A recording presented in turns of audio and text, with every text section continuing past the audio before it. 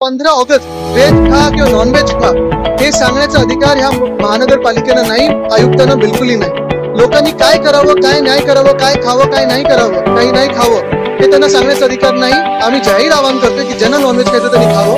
ह्याच्यात veg non veg हा वादच नाहीये. अनेक लोक व्हेज खातात ना, त्यांना विरोध नाहीये, पण जे नॉनव्हेज खातात, जे आमच्यासारखे लोक नॉनव्हेज खातात, आमचे अगदी पाहिलं तर कल्याण डोंबिवलीमध्ये जे आमचे आगरी कोळी बांधव आहेत ते काय करणार त्या दिवशी?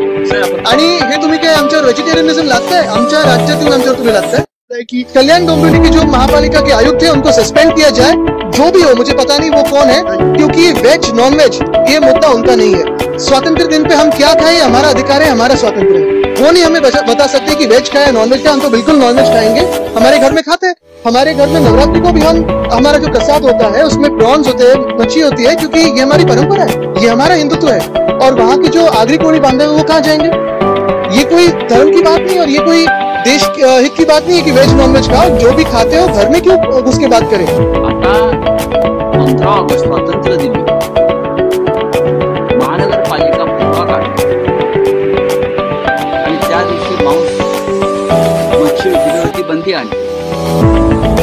15 ऑगस्टला हा काय, हा देशाचा स्वातंत्र्य दिन, लोकांनी आनंद साजरा करण्याचा दिवस. हा धार्मिक उत्सव नाहीये, हा शौर्याचा दिवस आहे. लक्षात घ्या, हा शौर्य दिवस.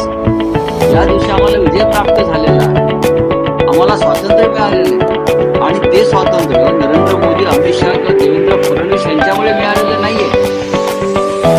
या स्वातंत्र्यासाठी रक्तपात झाला, हिंसाचार झाला, बॉम्ब फुटले, लोकांनी तुरुंगवास भोगला. त्याच्यामध्ये भारतीय जनता पक्ष किंवा आताची विचारसरणी आहे मांस मच्छी न खाणाऱ्यांची, ते कुठेच नव्हते. आणि तुमच्याकडे मागणी केली कोणी की स्वातंत्र्य दिनी मांसाहार व्हायचे? हे काय नवीन थोतांड आहे या महाराष्ट्रामध्ये? आणि या थोतांडाचे जनक कोण आहे? देवेंद्र फडणवीस म्हणतात काँग्रेसच्या काळामध्ये. काँग्रेसचं सोडून द्यावं, तुमचं बोला. काय झालं की काँग्रेसच्या काळात तुमच्या स्वप्नात सुद्धा तुमच्या छातीवर काँग्रेस बसलेली आहे आणि आम्ही बसलेलो आहोत. काय विचारा काँग्रेसच्या काळात, नेहरूंच्या काळात, काय नेहरूंच्या काळात, काय काँग्रेसच्या काळामध्ये तुम्ही महाराष्ट्राला काय नपुसंक बनवताय का?